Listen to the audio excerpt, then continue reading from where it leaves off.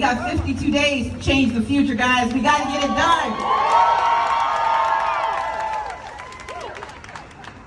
There's some people who think you get to choose your battles, that you can worry about gas or food, that you can choose between work or family, that you get to pick between safety and justice, between tuition and taxes, between housing and health care. My opponent seems to think that it's a choice that people make, that they only have to focus on one thing or the other. But I've lived a different life and I know better. And we need a governor who understands we don't get to choose our battles, but we get to choose our warriors. And I'm here to fight for you. That's what I'm here for. I'm here to fight for the workers who won't understand that they have the right to be seen and heard and paid a living wage in the state of Georgia. I'm here for those families that are in need of health care but are being denied access because Brian Kemp will not expand Medicaid in the state of Georgia. I'm here because right now in Atlanta, there's a countdown to the closure of yet another level 1 trauma center, the 6th hospital to shut down under his failed leadership.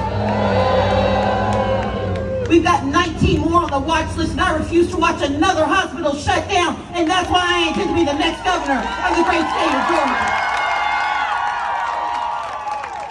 We deserve a governor who says that we can expand access to Medicaid, but we can also expand access to education. We know that we can restore free technical college in the state of Georgia. We had it before. We can have it again, but we need a better governor to get it done.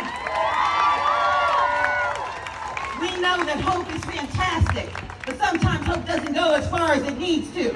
And just because you lose hope doesn't mean you should always be denied hope. That's why I want to create need-based financial aid in the state of Georgia, so even if you have a C average, you can see your way to the future. That's why I'm running for the next governor for. I'm running because I know that housing costs are going up, but wages aren't following. That too many people are being evicted while my opponent makes money as a real estate mogul in Georgia. I want to make sure our people can live inside their houses and not under bridges in the state of Georgia. That's why I'm running to be the next governor. I'm running because I know that we can protect the Second Amendment and protect graders at the exact same time. I am tired of the false choices that he would have you believe we've got. That we can either reopen the state or let 35,000 people die in Georgia. That's not a choice. That's not. No. I want to be very clear about this. We had someone who decided that it was better to be first than to be right. And thousands of Georgians died. And I don't want to take their deaths in vain. But I want you to understand that we can't make those choices again. That we need a governor who believes that every life should be lifted up and that health care should belong to all of us. And that we can reopen the state without reopening old wounds, that we can do what's right by our people in the state of Georgia.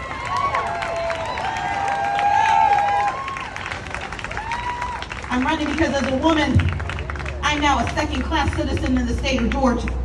Because a 6-week abortion ban tells me that I can't make a choice before I even know a choice needs to be made.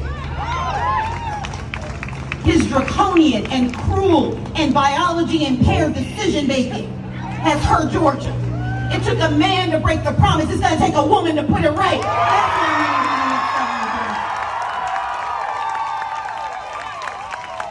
doing. We have a chance to take a $5 billion surplus and invested in the things that have been broken for too long.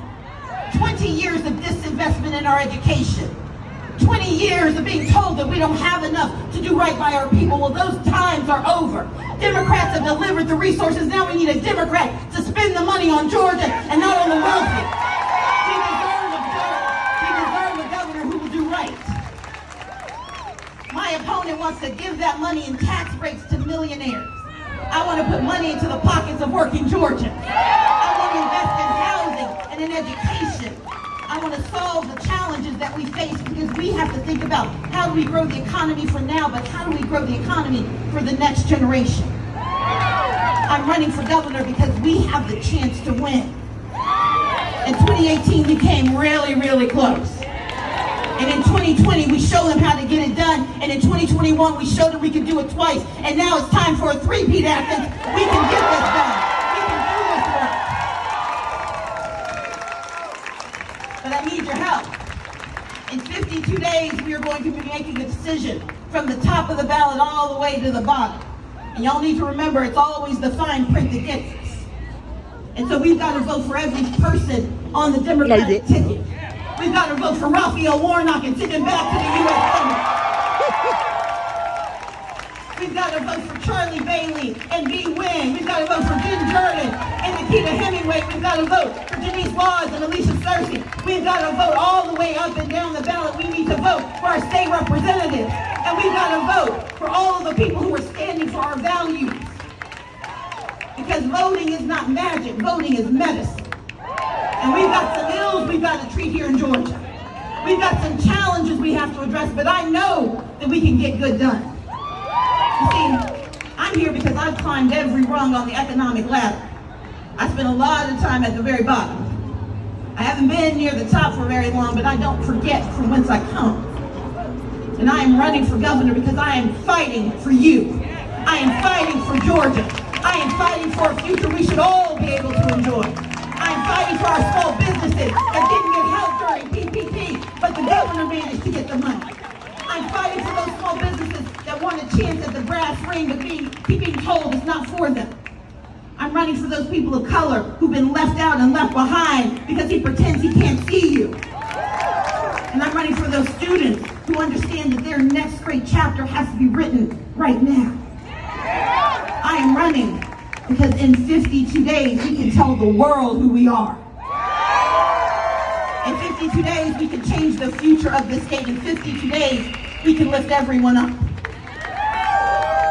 When I was growing up in Mississippi, we moved here when I was a junior in high school, but before I got here, I lived on the Gulf Coast, and there was one winter when my dad had to work 2 and 3 shifts just to make ends meet, and I know y'all have been fighting to make sure that never happens here. But that time, he had to work, and he had to walk home to make it back to our house, but the problem was, for my father, he didn't have enough. He didn't have access to public transportation in the state of Mississippi. So my parents did what they needed to do to help us out. And they made tough choices, and they got us here to Georgia.